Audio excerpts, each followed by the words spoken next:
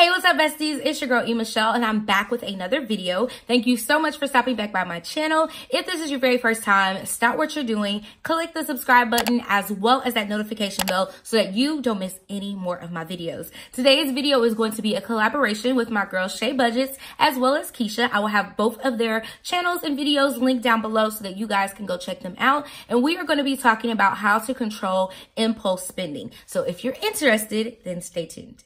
All right, you guys. So impulse spending happens more often than what we think. It can happen at the grocery store. It can happen online. It can even happen just in your day-to-day like activities of just going to the store and picking up one thing and then you end up grabbing multiple things. So I have a couple of things or a couple of tips, tricks, or just reminders that will help you control those impulse buys. So my number one thing that I do for myself, and I'm giving you all tips that I use for myself, okay? So these are things that I do. The first one is waiting 48 hours for your purchase. So a lot of times, like I've wanted to get a computer or I've wanted to get some headphones or something like that. And I've been like, okay, I really want this. I can go to the store right now. I can go buy it. But I get there and I'm like, oh, should I really buy it? Like, has that ever happened to you where you literally walk in the store, you have all intentions of purchasing it, you've made sure you had the right amount of money in your account, and you get there and you're like, oh, you're conflicted on whether or not you should buy it? That is my sign that tells me that I need to wait. And so I usually wait for 48 hours, and that's 2 days. And if it's still on my mind after those 48 hours have passed, then I'll go back to the store and see how I feel about it. And if I want to get it, I get it. If I'm online, I'll get it. Whatever it is, I'll go ahead and get it if it's something that I've really just sat on and thought about and it's on my mind. If I don't think about it anymore, I won't go get it. And I tell myself it just wasn't meant for me to get.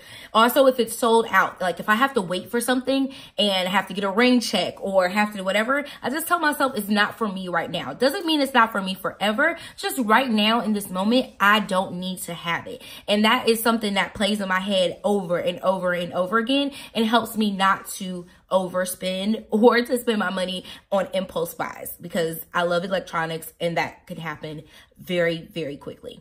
My other tip is to, when you're grocery shopping, do not go grocery shopping on a full stomach. Make sure you have already put something on your stomach so where you don't necessarily have to be full because that might make you sluggish, but you want to be sure that you're not just grabbing things because your belly is telling you that you're hungry and you're really not. Actually, it's your mind, but you're really not hungry. And so you're just grabbing all of these different things and putting them in your cart. And then you end up not even using those items that you've purchased. And if you're like me, I've done that multiple times and I end up going and grabbing something to eat because then by the time I've exhausted my 2 hours at Kroger, then I'm like, I'm tired and I don't really feel like cooking. So I end up going and getting something to eat. And that is like the worst thing that you can do. You've not only wasted time, you've also just wasted money, and it's just a whole thing.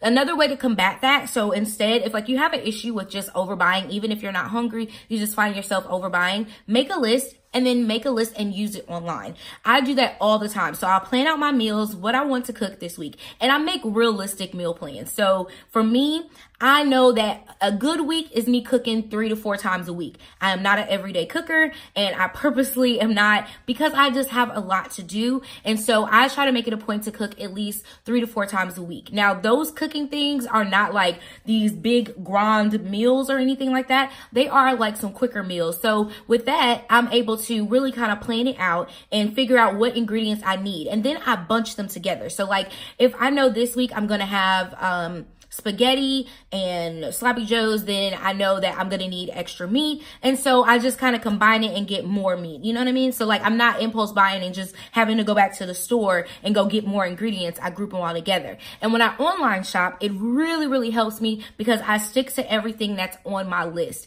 and I don't go any further. I just boop boop boop, put everything in my cart, and that's it. Like I don't add little extra things that I see that may be tempting. I get what's on my list. And it's very helpful to help keep me responsible because I can go overboard. And the last one is for your online shopping. We all have done it. We've all seen something come in our box and it says, oh, it's on sale. It's 50% off. This looks amazing. You need to grab this because it's a 24-hour extravaganza that ends tonight at midnight. And you're like, I need to hurry up and I need to get it. Well, we don't always have to do that. and more than likely the sale will come around again. So in order to combat that, you would want to unsubscribe to those particular stores or shops that you know you struggle with getting emails from and resisting the temptation. So controlling that impulse buy, that you see things are on sale, because our minds are triggered. We see something on sale and we're automatically like, okay, it's on sale now, I need to grab it. But it doesn't necessarily mean we need to have it at that moment. It just says it's on sale. And that's something we don't really think about. We just click it and go. So you should definitely, if you're having a hard time with purchasing things, unsubscribe to those things. Like, don't go to get the newspaper and see what's on sale. Like, just eliminate the problem. And that's the problem, is getting those emails. Send them to spam for a while. Like, mark them as spam. Whatever you need to do to make sure that they don't come to your inbox. And you can always turn them back on. Like, they'll be happy to have you whenever you're ready to come back. But it's definitely a thing that you can do to just keep you from seeing it, because seeing, to me, seeing is believing. So if I see it, I believe that it's happening. So when I'm really going through something and I want to make sure that I don't purchase, I make sure that I turn those off. So those are my tips for impulse buying. Let me know down below, what are your tips for doing controlling your impulse buys, because in everything that we do, we should be intentional. And even with the impulse buy, you should be intentional with it. And that's that waiting period. That's that taking control of your money and managing your money to where it makes sense for you to make a purchase like that. Don't just go out and let me just share this before I get off of here. I impulse buyed my very first car when I moved to Memphis because I thought it would be an amazing thing to do to have this awesome car. I had talked to my uncle, and my uncle was like, yes, YOLO, you only live once. You can't take the money with you. And I was like, you're absolutely right. So I went that same day and I got a car, but I didn't have to get a car because my car actually worked. Do you get what I'm saying? I did an impulse buy. I had a higher car note, a higher interest rate, and everything on that car. And although it was a new car, I didn't need it at that time. And I really wish I would have waited, because my mind was telling me I don't really need this car right now. But then my other side of my mind was telling me that I really should go ahead and get it. It's a good deal. I'm already here. Why waste time coming back another day? All of that stuff. When those are your warning signs, when you get that feeling that maybe you shouldn't, take that time and really think about it, because you can put yourself in a really big financial bind over something that you really didn't need. So those are my tips. I hope you guys enjoyed this video. Make sure you guys go check out Shay Budget's video. I'm so used to saying her shop name. And Keisha's video. Again, I'll have all of their videos linked down below, and probably over here to the side, you'll see their videos playing.